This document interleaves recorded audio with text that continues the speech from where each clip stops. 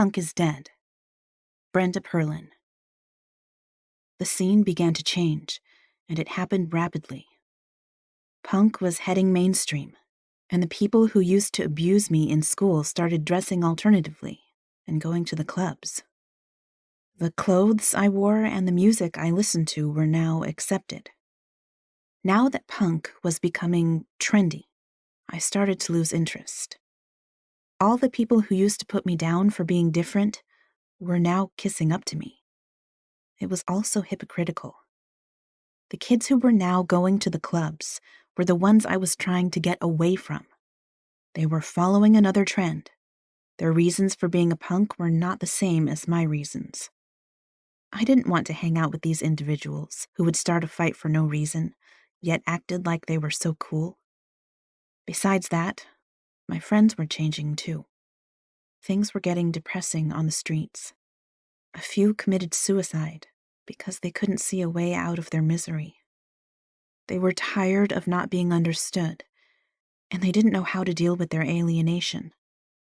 These were teens who, with the right people around them to turn to for advice, could have had a future. Instead, they ended it all. My Generation by The Who played endlessly in my brain. Hope I die before I get old. One kid, Jimmy, was so ready to rid himself of the pain that he sat in his parents' car in the garage with the motor going, inhaling fumes until he could no longer breathe. He was dead by the time his mom found him the next morning. The thing is, Jimmy wouldn't have hurt a fly, so the fact that he was able to kill himself showed how desperate he was. The kids that committed this act didn't see any other options. They must have felt it had all ended, even though they had barely begun to live. I also lost several buddies to AIDS. Many people died in the 80s and 90s when they should have been spared. These were young, beautiful boys that fought a war they couldn't win. They were just born in the wrong era. Sadly, they wasted away like filth with a label over their heads. I knew I had to escape when I bumped into some friends that I hadn't seen in a while on Sunset Boulevard by the Whiskey A Go-Go. Their appearance told me things were not right. Lynn, another Valley girl like me, was one of those super sweet type of girls. But here, something was amiss. She was high on drugs and could barely communicate. Lynn was dating Greg, who was also a friend of mine. When I walked up to them, they were half gone. "Hey guys, what's happening? Are you going into the club?" They just peered up at me from where they were sitting on the filthy sidewalk and couldn't look me in the eye. I didn't walk away. I stayed and hung out with them until Greg finally answered. "Nah, we're broke. Do you have money for food?" I could see they were desperate. They had never asked me for a dime before, so I knew they were hard up. As Lynn pulled her hair into a ponytail, I saw track marks running up and down her tattered arms. She was a sad sight. I had no idea how to react, as I hadn't known these two were shooting drugs.